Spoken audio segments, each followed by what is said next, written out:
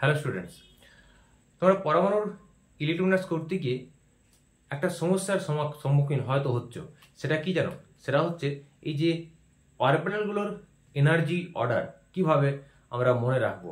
এই যে 1s 2s 2p 3s 3p লিখি, তারপরে 3d নাকি 4s, নাকি আগে 4s তারপরে 3d, এটা নিয়ে একটা কনফিউশন তৈরি হয়ে যায় যখন কম্পিটিটিভ এক্সামে বা কোনো পরীক্ষার সময় তোমরা করতে যাও।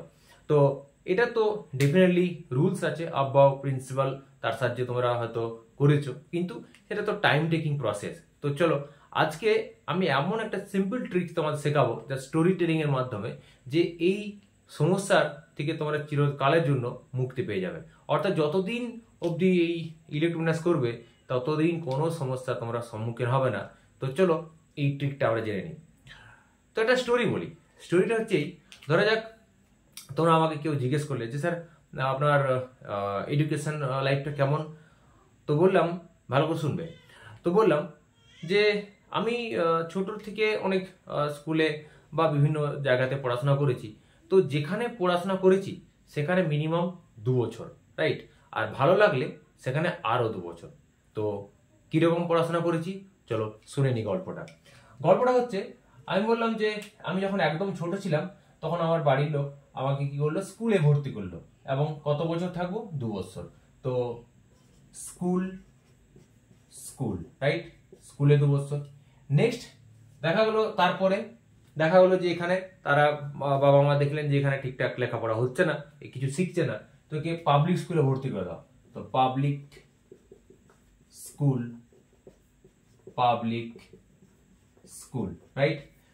এবার তার 2 বছর যেখানে ভর্তি হবো, যেখানে পড়বো 2 বছর বলেছি, এবার তারা দেখলেন যে এখানেও ঠিকঠাক তার এডুকেশনে কোনো কিছু উন্নতি হচ্ছে না।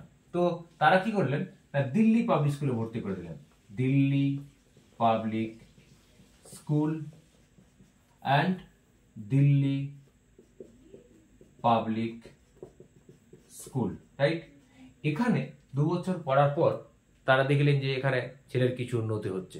তো তারপর এখানে তারা আবার এখানেই ভর্তি করলেন, অর্থাৎ further Delhi Public School, further Delhi Public school.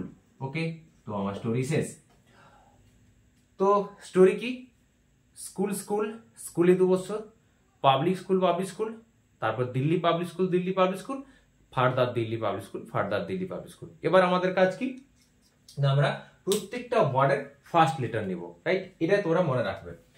তো স্কুলের এস, স্কুলের S, school school S S, public school, public school P S P S, Delhi Public school, Delhi Public school, Delhi Public school, Delhi Public School, further Delhi Public School, further Delhi Public School, further Delhi Public School, further Delhi Public school.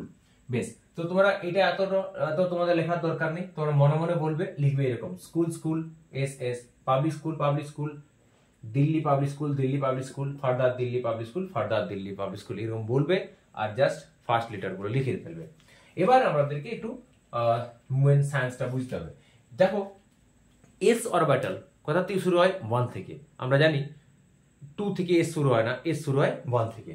তো এখানে লিখে দাও 1, যেখানে S first. এবার তোমার কাজ কিচ্ছু নাই, কাজ হচ্ছে জাস্ট কন্টিনিউয়েশন করা। যেখানে এস পাবে পরপর করে যাও, এখানে 2, তারপরে এখানে 3 4 5 6 7 8। অ্যাকচুয়ালি 8 এস আমাদের প্রয়োজন হয় না, তো আমরা এটাকে মুছে ফেলবো। পি, পি তো 1 থেকে শুরু হয় না, তোমরা জানো 1 পি হয় না। তো কি হয়, পি শুরু হয় 2 থেকে। তো এখানে 2 লিখবো, 2 পি শুরু হয় 2 থেকে। তো 2 3 4, যেখানে যেখানে পি পাবে, 5 6 and 7। ডি, ডি তো শুরু হয় কোথা থেকে জানো, 3 থেকে। তো ডি শুরু হয় 3 থেকে। তো ডি এখানে, তো 3 স্টার্টিং পয়েন্ট পেয়ে গেলাম। এবার কন্টিনিউয়েশন 4 5 6। এস শুরু হয় 4 থেকে। তো এফ কোথায় দেখতে পাচ্ছ? এখানে। তো এখানে তুমি 4 লিখে দাও, 4 অ্যান্ড এটা হচ্ছে 5। দেখো রেডি। এই যে এনার্জি অর্ডার আমার দেখাচ্ছে ready, 1s 2s 2p 3s 3p করে তুমি যে কোনো এলিমেন্টের ডেফিনেটলি এক্সেপশনাল বাদ দিই, এক্সেপশনাল মানেই হচ্ছে এই রুলসের ভায়োলেশন হবে, সেটা আলাদা। কিন্তু নর্মালি যেগুলো হয় প্রত্যেকটা এলিমেন্টের তোমরা জাস্ট এখানে বসিয়ে দিবে। এবার তোমরা জানো নিশ্চয়ই এসে ম্যাক্সিমাম 2টো ইলেকট্রন থাকতে পারে, এসে ম্যাক্সিমাম 2টো, পিতে ম্যাক্সিমাম 6টা, ডিতে ম্যাক্সিমাম 10টা এবং এফে ম্যাক্সিমাম 14টা ইলেকট্রন। বাস তুমি ইলেকট্রন বসে যাও। তুমি ধরো 30 করা অ্যাটমিক নাম্বার জিঙ্ক 30 করবে। তো আমি একটা জাস্ট দেখিয়ে দিচ্ছি খুব কুইক। এটা 2 2 4 6 10 2 12 6 18 2 20 10 30, বাস কমপ্লিট। বাকি এটা তোমার মুছে দিলে হলো, বা তুমি আগে একটু হিসাব করে নেবে, এই দিকটা লেখার দরকার নেই।